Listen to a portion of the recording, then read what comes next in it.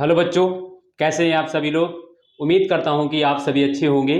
मैं सुनील कुमार स्वागत करता हूं आपके अपने YouTube channel cracker GS academy में। बच्चों, अगर हम बात करें तो हम यहां पर वर्ल्ड ज्योग्राफी की सीरीज कर रहे हैं और जिसमें हमारा जो कॉन्टिनेंट है वो है दोस्तों, जिसको हम लोग पढ़ रहे हैं वो है यूरोप कॉन्टिनेंट। कौन सा कॉन्टिनेंट हम लोग पढ़ रहे हैं बच्चों मेरे?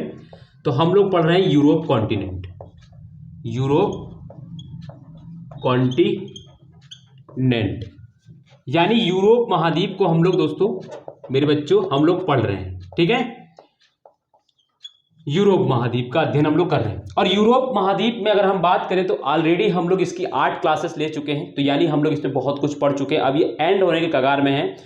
तो आप जो भी बच्चे नए हैं जिन्होंने अभी तक क्लास नहीं देखी है तो वो पीछे की 8 क्लास जिसको इसको करा दिया है मैंने, उनको जरूर देखेंगे। कंप्लीट होगा तभी आपका। ठीक है, दूसरी चीज, आज हम लोग दोस्तों जो यूरोप कॉन्टिनेंट में जो रिवर्स हैं, जो यूरोप कॉन्टिनेंट के जो इंपॉर्टेंट रिवर्स हैं उनके बारे में आज हम लोग पढ़ेंगे।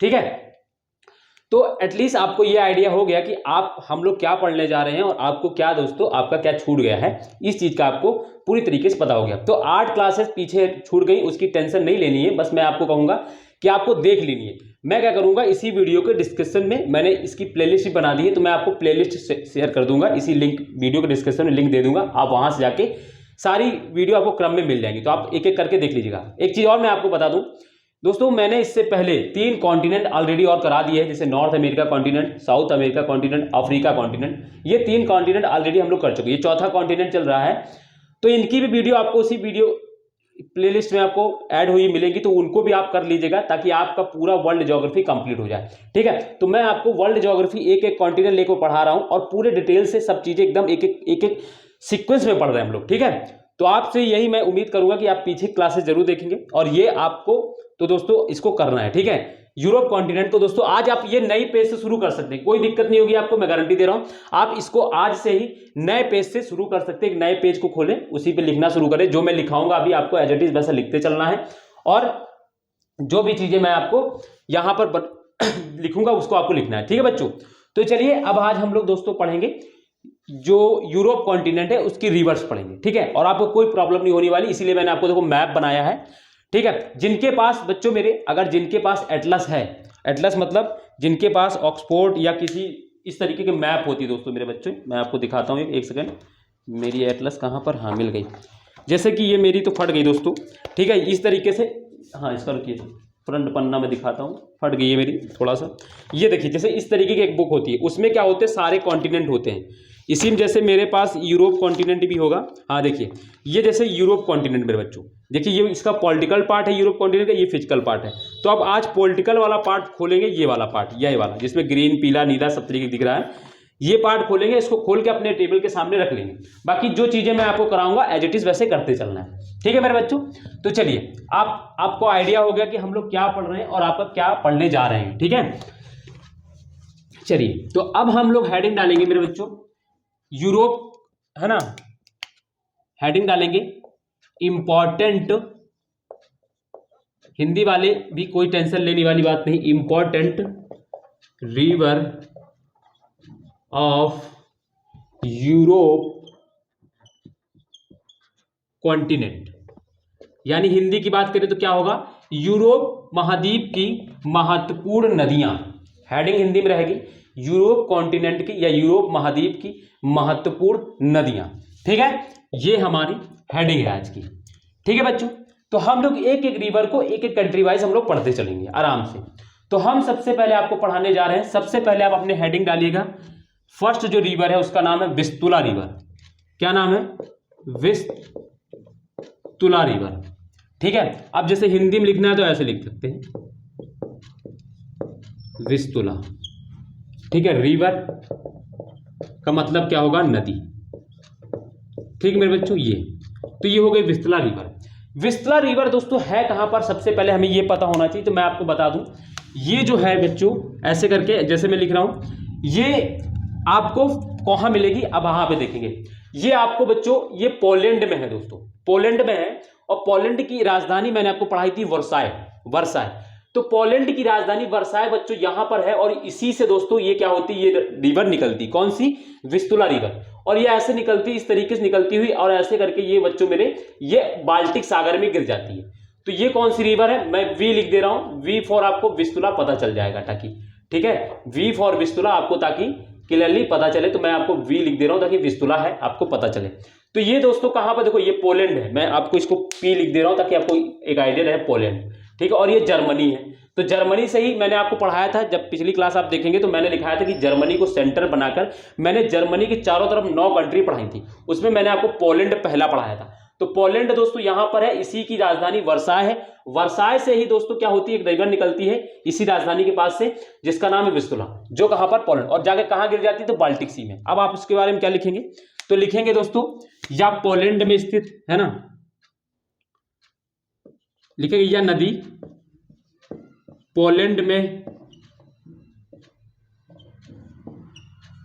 बहती है, ठीक है, यानी है पोलैंड में ये, ठीक है, बहती है यानी पोलैंड में ये, और ये कहां जाके गिर जा रही बच्चों मेरे, तो ये बाल्टिक सागर में गिर जाती है, यानी ड्रेन कहां, यह बाल्टिक सागर में, बाल्टिक सागर में गिर जाती है, ठीक है, गिर जाती है, ठीक है। तो विस्तुला रिवर के बारे में आपको ये चीज पता चली कि ये कहां पर है, किस देश में है, तो आपको पता रहेगा कि ये पोलैंड में बहती है और ये बाल्टिक सागर में गिरती है ना। इट्स ड्रेन बाय, ठीक है, बाल्टिक ओशियन है ना, इट इज फ्लोड, ठीक है, कहां हो रही फ्लो दोस्तों, तो कहां पर, पोलैंड में, ठीक है, तो पोलैंड में। तो आपको विस्तुला रिवर के बारे में पता हो गया, विस्तुला रिवर कहां पर है, पोलैंड में है, और कहां जाके गिर रही है, तो जाके बाल्टिक सागर में। ये क्लियर है, इतनी चीजें, सब कुछ दिख रहा है, सारा कुछ एकदम क्लियर, हाँ कोई दिक्कत नहीं है। तो इतनी चीजें आपको क्लियरली समझ में आ गई। चलिए नेक्स्ट हम रिवर पढ़ेंगे, विस्तुला रिवर के बारे में आपको पता हो गया, आपने लिख लिया। इसी तरीके से हम लोग एक एक रिवर के बारे में पढ़ते। अब हेडिंग तो आप जान ही रहे, तो मैं इस हेडिंग को मिटा दे रहा हूं, ठीक है, ताकि मुझे और स्पेस मिले बोर्ड पर, ठीक है। मैंने ये देखो इसीलिए बनाया है ताकि आपको मैं एक एक रिवर दिखा सकूं, ठीक है। सेकंड मेरे बच्चों रिवर जो है वो सेकंड रिवर है ओड्रा रिवर, आपको दिख जाएगी कहां पर है, मैं अभी आपको दिखाऊंगा, आप टेंशन बिल्कुल ना ले। सेकंड जो रिवर है वो है ओड्रा रिवर, ओड्रा रिवर, ठीक है, ओड्रा रिवर। ओड्रा रिवर मेरे बच्चों, इसके बारे में एक इंपॉर्टेंट, बहुत इंपॉर्टेंट इसके बारे में जानना है कि ये जो रिवर है ना, यह रिवर दोस्तों क्या है, ये जर्मनी एंड पोलैंड के बीच में प्राकृतिक सीमा बनाती है ना। It makes natural border of, it's make natural border between Germany and कौन सा, पोलैंड के बीच में। तो आप देखें, जैसे कि आपको मैं बताऊं, ये बच्चों यहां पर इस तरीके से नेचुरल बॉर्डर बनाती है, यहां पर आपको ऐसे दिखेगा, ऐसे करके ये इस तरीके से ओड्रा रिवर यहां पर आपको आ रही होगी, ठीक है, इस तरीके से आती है, इस तरीके से ऐसे, और इस तरीके से आपको यहां पर ओड्रा रिवर दिख रहा होगा, इस तरीके से देखेंगे आप अपने मैटर में। तो ये जो बॉर्डर है, ये जो है ना, ये नेचुरल बॉर्डर बना रही है यहां पर, तो इसीलिए मैंने इसको लिखा है, इसके बारे में लिखना है इसके बारे में, यह जर्मनी एवं पोलैंड के बीच प्राकृतिक सीमा बनाती है, प्राकृतिक सीमा बनाती है, ठीक है मेरे बच्चों, इसके बारे में ये चीज जानना है। तो यह जर्मनी एवं पोलैंड के बीच प्राकृतिक सीमा बनाती है, तो it makes natural border between Germany and Poland, it makes natural border between Germany and Poland, ठीक है। तो ओड्रा रिवर के बारे में आपको इतना पता होना चाहिए, कौन सी रिवर ऐसी है जो, क्वेश्चन क्या पूछा जाएगा, पूछा जा सकता है आपको, निम्नलिखित में से कौन सी रिवर, कौन सी नदी जर्मनी एवं पोलैंड के बीच प्राकृतिक सीमा बनाती है, निम्नलिखित में से कौन सी नदी जर्मनी एवं पोलैंड के बीच प्राकृतिक सीमा बनाती है, तो याद रखिएगा ओड्रा रिवर, मैं ओ लिख दे रहा हूं ताकि आपको याद रहे, ये बच्चों मेरे हैं ओडी, ठीक है, ओ ओड्रा रिवर, ठीक है, ये आपको क्लियरली कंफर्म है, ठीक है। ये जर्मनी और पोलैंड के बीच में, आपसे ये नहीं पूछा जाएगा किस देश में बहती है, क्योंकि ये 2 देशों में बह रही है, तो आपको जब यही चीज पता रहेगी कि जर्मनी और पोलैंड के बीच में है ही, तो आपको देश पूछ लेगा तो भी आप बता लेंगे कि जर्मनी और पोलैंड में, ठीक है। तो इसमें कोई दिक्कत वाली बात नहीं है, ठीक है मेरे बच्चों। तो चलिए नेक्स्ट थर्ड रिवर जो इसकी है, इसमें नेक्स्ट जो रिवर है उसका नाम है दोस्तों एल्बे रिवर। क्या नाम है इसका, एल्बे रिवर। एल्बे रिवर का मतलब ठीक है, एल्बे रिवर। ये जो दोस्तों जो एल्बे रिवर है, एल्बे रिवर के बारे में 3-4 चीज़ें आपको जाननी पड़ेंगी, बहुत इंपॉर्टेंट। सबसे पहली चीज़ तो इसका ज़्यादातर विस्तार लिखेंगे। हालांकि ये देखो, हालांकि ये जो रिवर है मैं आपको बता दूं, जो ये एल्बे रिवर है इसकी उत्पत्ति चेक रिपब्लिक से होती है। ठीक है, चेक रिपब्लिक दोस्तों ये देश है, यहाँ पर मैं बताऊं आपको, तो ये चेक रिपब्लिक देश है। ठीक है, यहाँ पर ये CH में लिख दे रहा हूँ, ये चेक रिपब्लिक CR। ठीक है, ये चेक रिपब्लिक देश है। मैं आपको पीछे देश पढ़ा चुका हूं बच्चों मेरे, आप अगर देखेंगे तो आपको यहां से इसकी उत्पत्ति होती है, लेकिन इसका ये उत्पत्ति वहां से होती है, इसके बॉर्डर के पास से निकलती है, लेकिन इसका ज्यादातर विस्तार जो है वो जर्मनी में। तो लिखेंगे इस नदी का, मैं लिखवा दे रहा हूं एकदम सही सही, इस नदी का ज्यादातर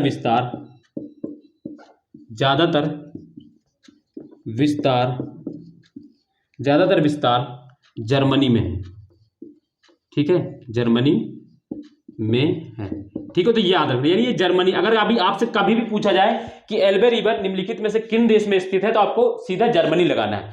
चेक रिपब्लिक अगर देता है तो आपको इंडिपेंडेंट अलग चेक रिपब्लिक देगा, फिर जर्मनी नहीं देगा, नहीं तो वैसे आपको जर्मनी देगा, क्योंकि इसका निकलती तो ये हल्का थोड़ा सा है, बस इसके बॉर्डर से निकलती है चेक रिपब्लिक के पास से, और ये इसका ज्यादातर विस्तार एल्बे रिवर पे, ठीक है, यहां पर है। तो ये दोस्तों जैसे आपको मैं बताऊं, ये जो रिवर है चेक रिपब्लिक, सॉरी ये एल्बे रिवर है, ये आप देखेंगे इस तरीके से ऐसे निकलती है, और इस तरीके से ये जाके इस तरीके जहां पर बाल्टिक सागर में, ये नॉर्थ सी में गिर जाती है, यहां पर इस तरीके से आप देखेंगे यहां पर। ठीक है, इस तरीके से यहां पर ये एल्बे रिवर, मैं ई लिख दे रहा हूं ताकि आपको कंफर्म रहे, ई एल्बे रिवर। ठीक है मेरे बच्चों, ये एल्बे रिवर है। फिर इसके बाद क्या है, मैंने एक पोर्ट आपको पढ़ाया था जब मैं आपको यूरोप का पॉलिटिकल पार्ट पढ़ा रहा था, तब मैंने वहां पर आपको बताया था कि हम्बर्ग पोर्ट जो है वो एल्बे रिवर पर बसा है, मैंने बताया था आपको। तो यही मैंने लिखाना है, इसको लिखना है हम्बर्ग पोर्ट,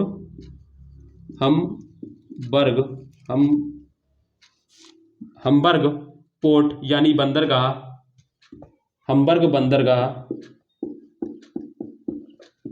इसी नदी के किनारे, इसी नदी पर स्थित है, इसी नदी पर स्थित है।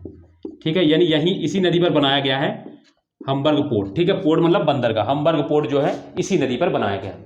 ठीक है, तीसरी चीज ये कहां जा गिर रही है दोस्तों, तो ये देखिए नॉर्थ सी में, मैंने इसलिए देखो नॉर्थ सी बनाया। डेनमार्क है, ये डेनमार्क इधर जितना पार्ट है ये बाल्टिक सी में आता है, और इसका इधर जितना भी पार्ट है ये इधर फिर आपको यहाँ पे मैप अगर देखें तो यहाँ पर आपको इंग्लिश चैनल मिल जाएगी, लेकिन उसको ज्यादा जरूरत नहीं, आपको यहाँ पे देखिए नॉर्थ सी दिख रहा होगा, उत्तरी सागर या उत्तरी सागर में गिरती है, ऐसे लिखेंगे, या उत्तरी सागर में गिरती है। बहुत इंपॉर्टेंट रिवर है बच्चों मेरे, मैं जितना लिखा रहा हूं आपको एक चीजें वो बहुत इंपॉर्टेंट है, और ये इस तरीके से आपको लिखाकर कोई नहीं मिलेगा, सारे कुछ आते हैं पीपीटी पढ़ाकर चले जाते हैं, आपको कुछ समझ में कुछ नहीं आएगा। मैं आपको वही चीजें प्रोवाइड करा रहा हूं जो आपके पेपर के लिए बहुत इंपॉर्टेंट है। ठीक है, तो एक एक चीज को लिखते चलिएगा और समझते चलिएगा, मैं जैसे समझा रहा हूं। ठीक है, तो हमने एल्बे रिवर के बारे में जान लिया। ठीक मेरे बच्चों, चलिए अब हम आगे बात करते हैं एल्बे रिवर के बाद, और आगे आते हैं। ठीक है, चलिए इसको मिटा रहा हूं मैं, एक एक चीजें लिखते चलेंगे और एक एक चीजें समझते चलेंगे। एल्बे रिवर के जस्ट बाद अब हम नेक्स्ट जो रिवर की बात करने जा रहे हैं वो बच्चे हैं वेजर रिवर। ये बहुत इंपॉर्टेंट तो नहीं है, लेकिन इसको लिख लेते हैं, रीजन ये है क्योंकि ये भी जर्मनी में है। हमने कितनी 1 2 3 रिवर पढ़ ली, चौथी रिवर है वेजर रिवर। ठीक है, एक तो इनका सीक्वेंस भी याद रखिएगा, नॉर्थ से ईस्ट से वेस्ट की। ठीक है, वेजर रिवर। ठीक, ये है कहां पर दोस्तों, तो ये आपको जर्मनी में मिलेगी। सबसे पहली चीज किस देश में है, तो जर्मनी लिख लेंगे। ठीक मेरे बच्चों, सेकेंड बात, इसकी जो उत्पत्ति वो हर्ज माउंटेन से होती है, लिख लेंगे इसकी उत्पत्ति, लिखेंगे इसकी उत्पत्ति हर्ज माउंटेन मैंने पढ़ाया था ना, हर्ज माउंटेन, हर्ज पर्वत से होती है। हर्ज पर्वत मैंने कल ही परसों ही पढ़ा था सर, से होती। ठीक है, मैंने परसों ही हर्ज माउंटेन के बारे में पढ़ाया था, हर्ज माउंटेन जर्मनी में। ठीक है, आपको एक वीडियो मिलेगी इसी में, यूरोप के महत्वपूर्ण पर्वत के नाम से, आप देखेंगे उसमें मिल जाएगी। ठीक है, तो हर्ज पर्वत। इसके बाद ये कहाँ गिर रही, तो ये भी दोस्तों ये देखिए, ये इसके पैरेलल इसी तरीके से यहां पर आपको इस तरीके से दिखती हुई मिल जाएगी। तो ये है वेजर रिवर, W, ये आपको इस तरीके से मिल जाएगी। ठीक है, हम्बर्ग पोर्ट मैंने बनाया नहीं है, हम्बर्ग पोर्ट यहां पर आपको इस तरीके से किस पे मिल जाता है, इस पे एल्बे रिवर पर, इस तरीके से। ठीक है, ये ठीक मेरे बच्चों, तो ये वेजर रिवर आप देख रहे हैं नॉर्थ सी में गिरती है, तो यह उत्तरी सागर में गिर जाती है, या उत्तरी सागर या नॉर्थ सी जो उत्तरी सागर में गिर जाती है। महासागर मत लिखिएगा, महासागर तो आर्कटिक हो जाएगा, में गिर जाती है, में गिर जाती। ठीक है, ये बात हो गई बच्चों मेरे। तो आपने देख ली कौन कौन सी रिवर अभी तक हम पढ़ चुके, 4 रिवर मैंने पढ़ा दी। विस्तुला रिवर पोलैंड से निकलती है, ओड्रा रिवर जो जर्मनी एवं पोलैंड के बीच में प्राकृतिक सीमा बनाती, एल्बे रिवर जो चेक रिपब्लिक से निकलती है लेकिन इसका ज्यादातर विस्तार जर्मनी में है, हम्बर्ग पोर्ट इसी नदी किनारे पर स्थित है और उत्तरी सागर में गिर जाती। इसका वेजर मैंने पढ़ाया, ये जर्मनी में है, और दूसरी चीज ये क्या है, ये उत्तरी सागर में गिर जाती। ठीक है, इसकी उत्पत्ति हार्ज पर्वत से होती है, यानी हार्ज माउंटेन मैंने आपको पढ़ाया था वहां से होती है। ठीक मेरे बच्चों, तो ये बात हो गई इसकी बात में। फिर नेक्स्ट बात बच्चों बात करेंगे, अब हम आते हैं फ्रांस में। फ्रांस में ये है दोस्तों, ये फ्रांस है, FRANC फ्रांस। ठीक है, फ्रांस। फ्रांस में दोस्तों एक रिवर है 5वीं, इसी का रिवर का नाम है सीन रिवर, SEINE रिवर। ठीक है, ये रिवर है, और ये रिवर है कहाँ पर बच्चों, तो ये फ्रांस में है, ऐसे लिखेंगे पहले फ्रांस में। ठीक है, दूसरी चीज लिखेंगे पेरिस इसी नदी के किनारे बसा है। पेरिस फ्रांस की राजधानी है ना पेरिस, देखो यहाँ पर आपको पेरिस दिखेगा, इधर पे आपको पेरिस दिखेगा, और इसी नदी के पास सीन नदी यहीं से जा रही है, तो लिखेंगे पेरिस, पेरिस इसी नदी के किनारे, पेरिस इसी नदी के किनारे बसा है, के किनारे बसा है। ठीक है बच्चों, याद रखिएगा सीन नदी के किनारे है ना, कौन सा है, पेरिस बसा है। जैसे आपको ये नदी इस तरीके से आपको दिखेगी, इस तरीके से आपको ऐसे जाके यहाँ पे गिरेगी। ठीक है, ऐसे में लिख दे रहा हूँ ताकि याद रहे, सीन नदी। ठीक है, तो ये फ्रांस की में एक रिवर है पेरिस सीन, और जो कहाँ पे जाके गिरती है, तो ये दोस्तों ये कहाँ गिर रही है, इंग्लिश चैनल में आपको, लेकिन याद नहीं रखना, आपको इंग्लिश चैनल और नॉर्थ सी दिख रहा है, कोई दिक्कत नहीं है। ठीक है मेरे बच्चों,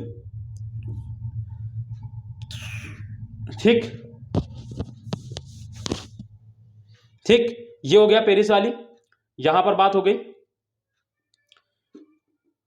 ठीक बच्चों, चलिए अब इसके बाद हम और एक रिवर और पढ़ते हैं। ठीक है, ये हो गया सीन रिवर हमने पढ़ ली, चलिए आगे बढ़ते हैं हम लोग और। ठीक है, पहले हम छोटी छोटी रिवर आपको पढ़ा दे रहे हैं ताकि फिर हम लोग बड़ी रिवर को आराम से कर पाएंगे। चलिए, फिर इसके बाद आ जाएगी बच्चों, यहां पर, कहां पर, स्पेन में। स्पेन में दोस्तों आपको एक एब्रो रिवर दिख रही होगी, एब्रो रिवर। स्पेन में एक आपको एब्रो रिवर दिख रही होगी, एब्रो। ठीक है, एब्रो रिवर इस तरीके से आपको यहां पे मिलेगी। ठीक है, एब्रो रिवर कौन है, क्या रिवर का नाम है, 5 हो गई है, छठी रिवर। ठीक है, 6 रिवर है एब्रो रिवर। इनके बारे में बस जानना ये है कहां पर, एब्रो रिवर, इसके बारे में बस इतना जानना ये है कहां पर, तो ये पेरिस, ये कहां पर है, ये स्पेन में है, बस इसके बारे में और इसके बारे में कुछ नहीं जानना। ये कहां पर है मेरे बच्चों, स्पेन में। स्पेन हिंदी में कैसे लिखेंगे, ऐसे। ठीक है मेरे बच्चों, स्पेन में, आपको यहां पे मैंने दिखा दिया स्पेन है, ये स्पेन है मेरे बच्चों। ठीक है, स्पेन है ये। ठीक है, तो स्पेन में है दोस्तों एब्रो रिवर, ये हो गया। देन इसके बाद 7वीं जो रिवर है इसमें नेक्स्ट है, हाँ, टोगस रिवर। टोगस रिवर ये कहां पर है, तो ये मेरे बच्चों ये है पुर्तगाल में। सबसे पहली चीज तो लिखेंगे पुर्तगाल,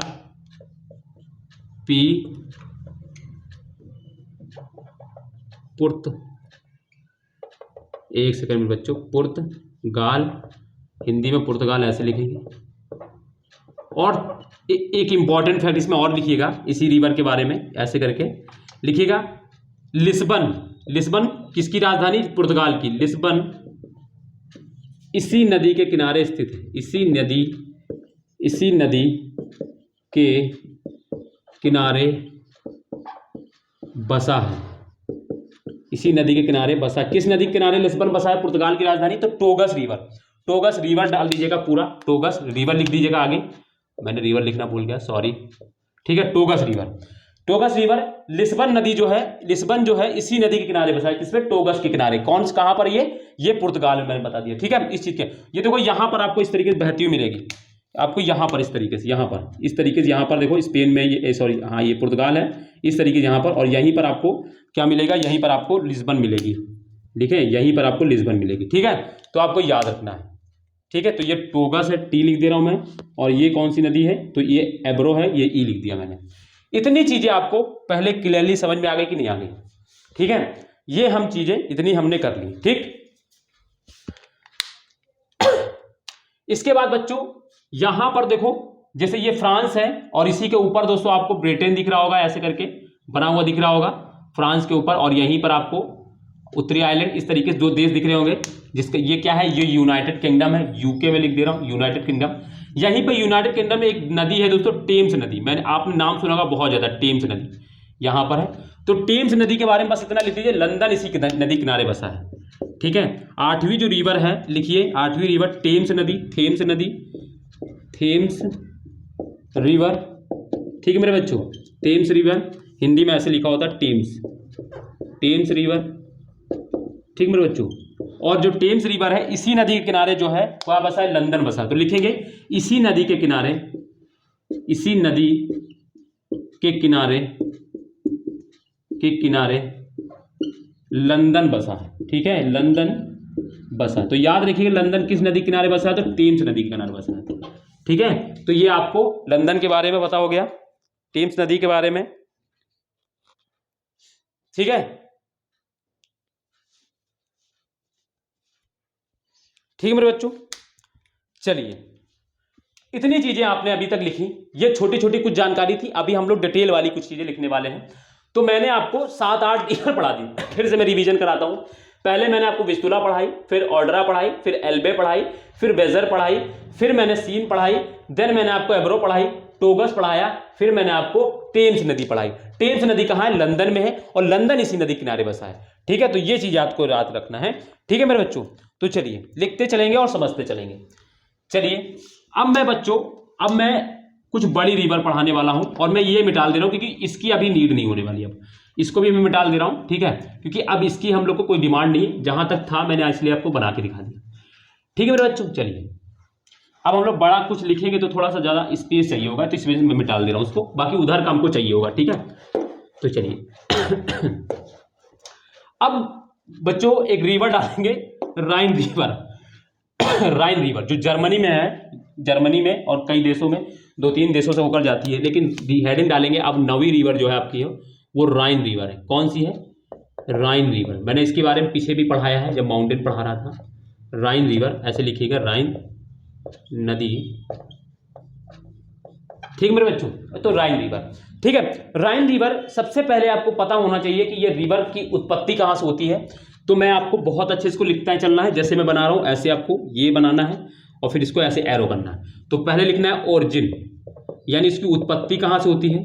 तो अगर ओरिजिन पॉइंट की अगर हम बात करें तो ये बच्चों इसकी उत्पत्ति एल्प्स पर्वत से होती है। कहां से होती है, एल्प्स पर्वत, एल्प्स पर्वत से इसकी उत्पत्ति होती है। ठीक है मेरे बच्चों, उत्पत्ति होती है, कहां से होती है, एल्प्स पर्वत से इसकी उत्पत्ति होती है। ओरिजिन यानी उत्पत्ति इसकी कहां से होती है, एल्प्स पर्वत से। इस पॉइंट को हम जाने, अभी मैं इसको डायग्राम में यहां पे दिखाऊंगा, लेकिन अभी ये इतना जाने। देन इसके बाद बच्चों ये जो रिवर है यह यूरोप की सबसे व्यस्ततम नदी है। लिखेंगे यह यूरोप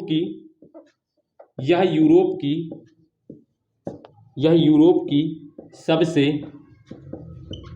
व्यस्ततम नदी है।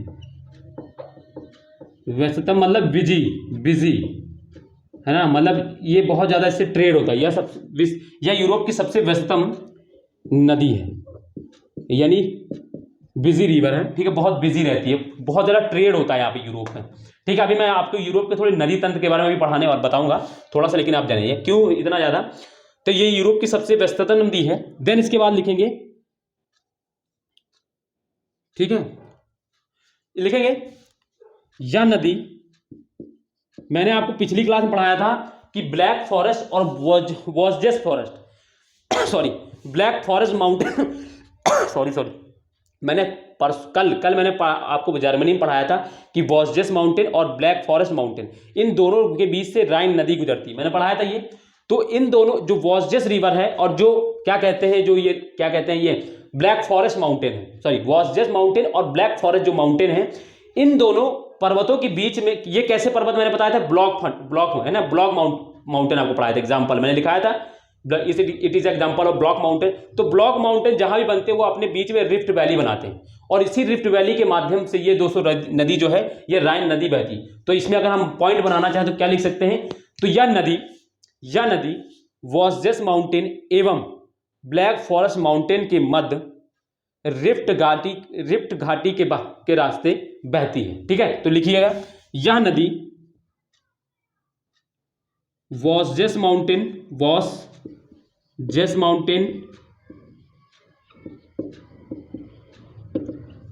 तथा ब्लैक फॉरेस्ट दोस्तों, ये फॉरेस्ट लिखा है लेकिन ये माउंटेन है, ठीक है, तथा ब्लैक फॉरेस्ट माउंटेन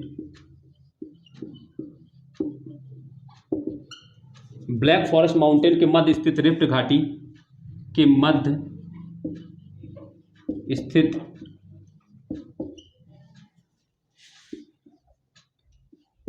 रिफ्ट घाटी में घाटी से होकर यह नदी बहती, रिफ्ट घाटी से होकर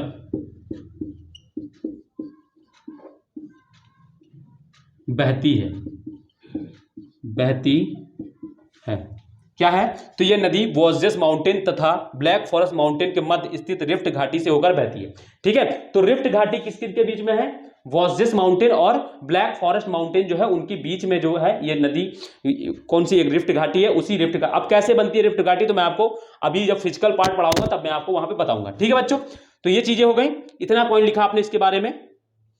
ठीक है, इतना चीज लिखा इसके बारे में। ठीक है, तीन चार चीजें लिख ली, एक और पॉइंट इसमें लिख लीजिए, एक पॉइंट और लिखिए। एक पॉइंट क्या लिखना है बच्चों, यह उत्तरी सागर में गिर जाती है, लिख जाइए, यह उत्तरी सागर में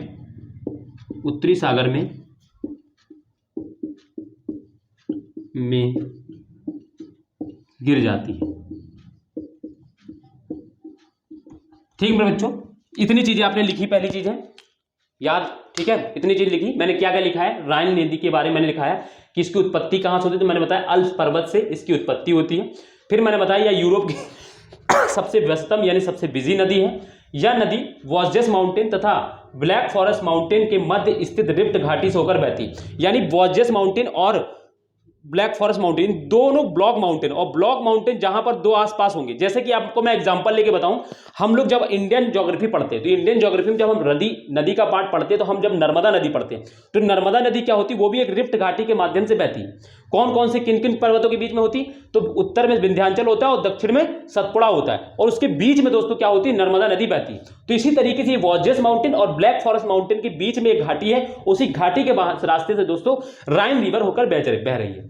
ठीक है, इस चीज को याद रखिएगा। जैसे हम लोग इंडिया में पढ़ते हैं, है ना, रिफ्ट घाटी, इसी तरीके से यहां पर भी है। ठीक, तो ये चीज आपको याद रखिएगा। यहां हो गया। अब देखो मैं आपको दिखाता हूं थोड़ा सा आपको दिखाता हूं दोस्तों। जैसे कि यहां पर आपको बताऊं तो ये जैसे स्विट्जरलैंड है, यहां पर आपको ऑस्ट्रिया मिलेगा, ठीक है, और ये जो पूरा पार्ट है यहां से इस तरीके से ये आपको इटली मिलेगा। ठीक है, ये इटली है, और ये इधर फ्रांस, आपको मैं बता दिया। तो यहां पर दोस्तों मैंने आपको पढ़ाया था, जो ये अल्प्स पर्वत है, इस तरीके से अल्प पर्वत है, ये आपको बहुत बड़ा लंबा इस तरीके से फैला हुआ मिल जाएगा कई देशों में। ठीक है, फ्रांस, जर्मनी, इस तरीके से मैंने कल आपको, है ना, कल मैंने आपको ये पढ़ाया था अल्प्स पर्वत के बारे में, कल नहीं परसों शायद पढ़ाया था। ठीक है, तो मैंने आपको बताया ये इस तरीके से, तो यहीं से अल्प्स पर्वत से इस नदी का उत्पत्ति होती है, और ये नदी इस तरीके से बहती है दोस्तों, इस तरीके से। और एक चीज, हाँ एक चीज और मैं आपको लिखाना भूल गया, अभी लिखा रहा हूं उसको, एक चीज और लिखा रहा हूं। ये दोस्तों क्या है, फ्रांस है। देखो मैं आपको दिखाता हूं, एक पॉइंट मैं भूल ही गया, अभी एक सेकंड, अभी दिखाता हूं। ये फ्रांस है दोस्तों, ठीक है, ये फ्रांस है, और इस फ्रांस के ये फ्रांस का बॉर्डर है, ये जर्मनी का बॉर्डर है। तो ये फ्रांस एंड जर्मनी के बीच में दोस्तों नेचुरल बॉर्डर भी बनाती है, ये भी याद रखना है। चलो इस पॉइंट को भी लिखा देता हूँ। और फिर ये इस तरीके से जाती हुई दोस्तों, इस तरीके से होती हुई, और ये इस तरीके से जाके नॉर्थ सी में गिर जाती है। तो देखो यहां से निकल रही है और इस तरीके से जाती हुई ये गिर जा रही है। ठीक है, तो ब्लैक, ये दोस्तों क्या है, एल्प्स पर्वत है, एल्प्स पर्वत से निकलती है और क्या करती है, फिर बीच में फ्रांस एंड जर्मनी के बीच प्राकृतिक सीमा बनाती है, और इस तरीके से बहती हुई ये उत्तरी सागर में गिर जाती है। दिख गया इतनी चीजें। तो अब एक पॉइंट और लिख लीजिए, मैं भूल गया दोस्तों, उसको लिख लीजिए दोस्तों। ठीक है, लिख लीजिए, लिखिए एक पॉइंट और लिखिए। मैंने ये को अच्छा बताने लगा वरना भूल जाता। लिखो, या फ्रांस एवं जर्मनी के बीच, यह फ्रांस एवं जर्मनी के बीच प्राकृतिक सीमा बनाती है। यही क्वेश्चन बहुत इंपॉर्टेंट है, मैं वही भूल रहा था। ठीक है, ये आपसे एक बार पूछा गया है कि कौन सी निम्नलिखित में से कौन सी नदी फ्रांस एवं जर्मनी के बीच प्राकृतिक सीमा बनाती है, तो याद रखिएगा राइन नदी। तो आप एक पॉइंट और बना लीजिएगा इसी के नीचे पेज में अपने, तो है ना, लिखिएगा, यह नदी फ्रांस एवं जर्मनी के बीच प्राकृतिक सीमा बनाती है, यानी it makes natural border between France एवं जर्मनी। ठीक है, तो ये पॉइंट आपने ऐड कर लिया होगा और उसको समझ गए, और आपने ये देख भी लिया होगा, समझ भी गए होंगे। ठीक है, तो इतनी चीजें हो गई, इसको फटाक से आप लोग करेंगे।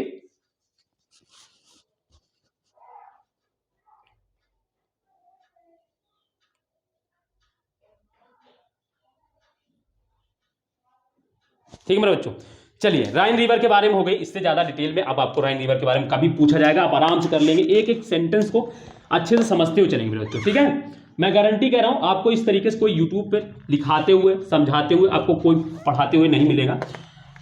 ठीक है, बहुत कम ही लोग इस तरीके से पढ़ाते हैं। आजकल पीपीटी का जमाना है, ऑनलाइन जब से चल गया है, पीपीटी लेकर आता है, कोई भी पढ़ाना शुरू कर देता है। ठीक है, चलिए राइन रिवर के बारे में हो गई। अब हम दोस्तों इसी के बाद अब हम आते हैं इटली में।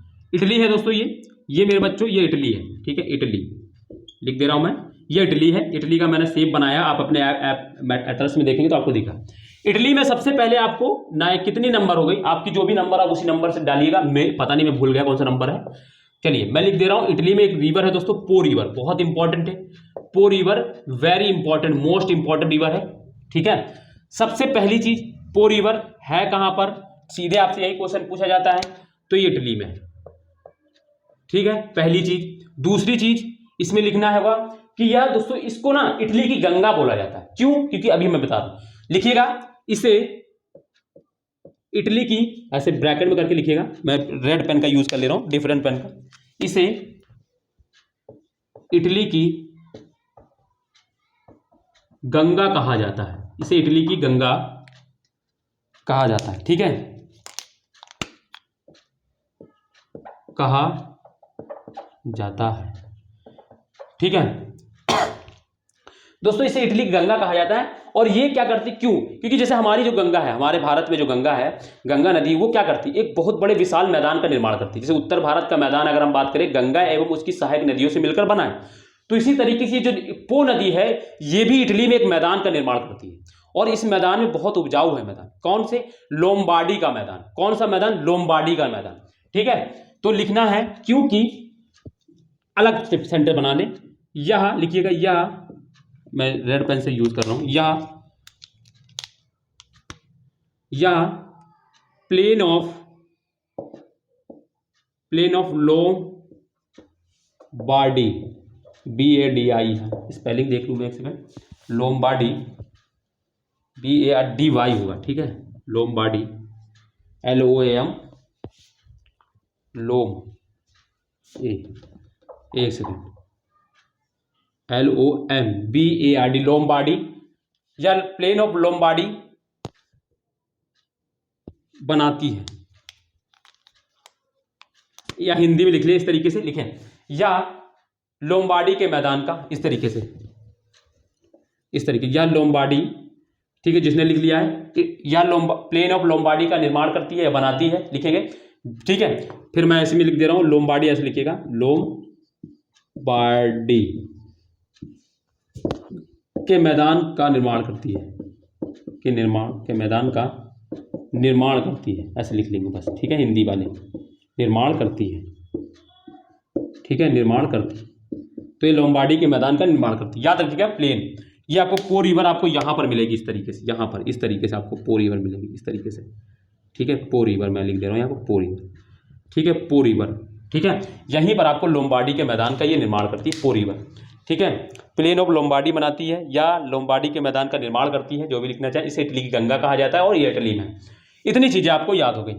ठीक है, इसी में दोस्तों इटली में एक और रिवर पढ़ लीजिए दोस्तों, टाइबर रिवर। आपने पढ़ी होगी, मैंने पढ़ाया ये, हालांकि पीछे ही पढ़ा चुका मैं, टाइबर रिवर। ठीक है, ये क्या है दोस्तों, ये भी इटली में है, ये इटली में है, लिख लें, इटली में ये भी है। ठीक है, इसकी क्या इंपॉर्टेंट खासियत है, तो इसकी खासियत यह है कि यह रोम नदी इसी किनारे पर है। देखो लिखेंगे, रोम इसी नदी के किनारे बसा है, टाइबर रिवर इसी नदी के किनारे बसा है। याद रखिएगा कौन सा नगर किसके किनारे बसा, यही क्वेश्चन आता है बहुत बार।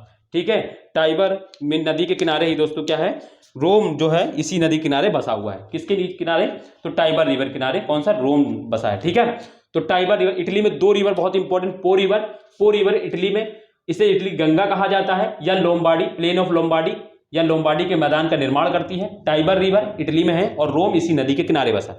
इतनी चीजें समझ में आया। जैसे कि आपको देखना होगा तो रोम बच्चों मैं आपको दिखाऊं, रोम यहां पर है। ठीक है, रोम यहां पर है और ये नदी इस तरीके से आया, इस तरीके से है ना, इस तरीके से नदी है। कौन सी, टाइबर रिवर, देखेंगे। ठीक है, दिख गई होगी टाइबर रिवर। इतनी चीजें क्लियरली समझ में आ गई। ठीक है, देन अब हम बात करते हैं, आगे चलते हैं। चलिए मेरे बच्चों आगे बढ़ते हैं हम लोग। अभी दो रिवर बहुत इंपॉर्टेंट, दोनों बड़ी रिवर है। ठीक है, ये जो अभी मैं पढ़ाने जा रहा हूं डेन्यूब रिवर, या यूरोप की सेकंड लार्जेस्ट रिवर है, और फिर इसके बाद हम एक को पढ़ेंगे वोल्गा रिवर। ठीक है, दो रिवर के बारे में हमको पढ़ना है।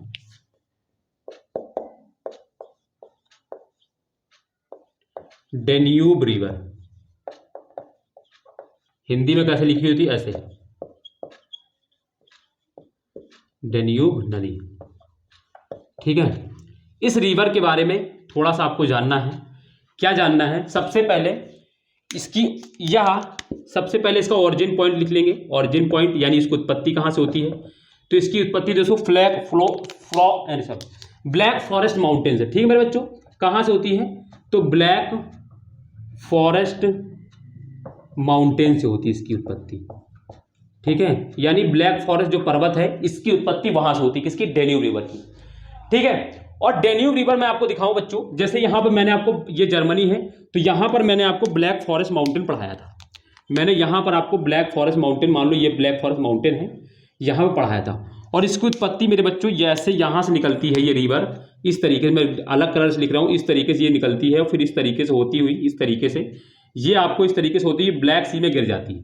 ये कौन सी नदी है, डेन्यूब रिवर। अब देखिए कहां से निकल रही है और कहां जाके गिर रही है, डेन्यूब रिवर। ठीक है, तो ये बहुत लंबी है।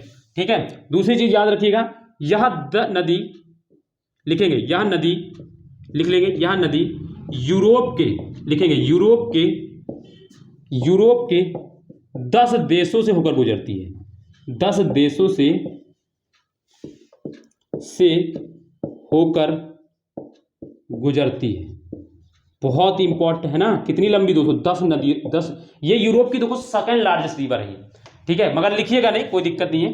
तो यह नदी यूरोप के 10 देशों से होकर गुजरती है, जैसे ऑस्ट्रिया हो गया, फिर आपका यहीं पर आपको क्या कहते हैं, ये जर्मनी है, स्विट्जरलैंड है, जर्मनी, ऑस्ट्रिया, फिर स्लोवाकिया। ठीक है, इस तरीके से हंगरी, सर्बिया, इस तरीके से पोलैंड, रोमानिया, इन सब देशों से होकर गुजर रही है। ठीक है, तो आपको ये याद रखना है। पोलैंड नहीं दोस्तों, सॉरी, पोलैंड तो ऊपर है, यूक्रेन। ठीक है, तो ये सारी देशों से होकर गुजरती है। यह नदी यूरोप के 10 देशों से होकर गुजरती है, याद रखना है। और ये ड्रेन वाला याद रखिएगा, या ब्लैक सागर में गिरती है, या ब्लैक सागर यानी काला सागर में, ब्लैक सी में गिरती है। ये पॉइंट याद रखना है, बहुत इंपॉर्टेंट है, में गिरती है। ठीक है, तो आपको डेन्यूब रिवर याद रखना है कि इसकी उत्पत्ति कहां से होती है, तो ब्लैक फॉरेस्ट माउंटेन से होती है। यह नदी यूरोप के 10 देशों से होकर गुजरती है और यह ब्लैक सी में गिरती है। ठीक है, डेन्यूब रिवर के बारे में इतनी चीजें आपको याद हो गई, इतनी चीजें आपको डेन्यूब रिवर के बारे में पता हो गई। ठीक है, चलिए लिखते चलेंगे फटाफट।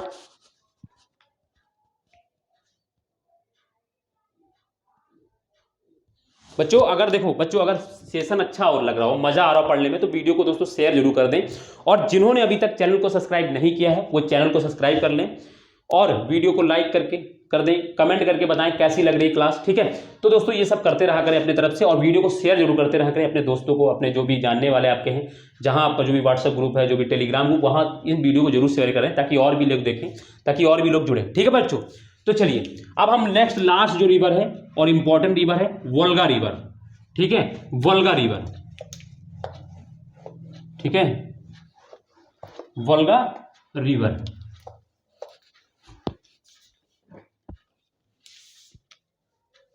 ठीक है, नेक्स्ट ला है वोल्गा रिवर।